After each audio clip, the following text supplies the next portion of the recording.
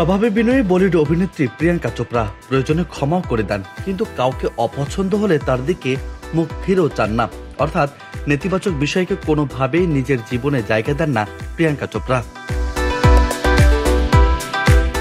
বলিউড থেকে হলিউডও নিজের জায়গায় তৈরি করে নিয়েছেন এই অভিনেত্রী। বহু মানুষের অনুপ্রেরণাও তিনি। সম্প্রতি এক সাক্ষাৎকারে কন্যার ভাবনা চিন্তা ও জীবনবোধ নিয়ে কথা বলেন মা মধু চোপড়া। মধু তার কন্যার ব্যক্তিত্ব সম্পর্কে বলেন, প্রিয়াঙ্কা তার বাবার কাছ থেকে এই স্বভাব পেয়েছে। ওর বাবাও জীবনে নেতিবাচক বিষয়কে প্রশ্রয় দিতেন না, প্রিয়াঙ্কাও একই রকম। নিজের জীবনে কোনো মানুষকে জায়গা দেবেন এ বিষয়ে নাকি খুব সতর্ক থাকেন প্রিয়াঙ্কা। নেতিবাচক মানুষের কোনো জায়গা নেই তার জীবনে। অভিনেত্রী মা বলেন, পৃথিবীতে এমন অনেক মানুষ থাকে যারা আমাদের একেবারেই পছন্দ করে না। সেই নেতিবাচকতা জীবনে ডেকে এনে কি হবে?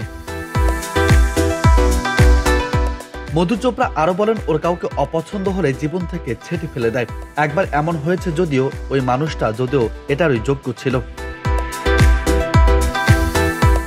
6 বছর এক সম্পর্কে মন ভেঙেছিল প্রিয়াঙ্কার।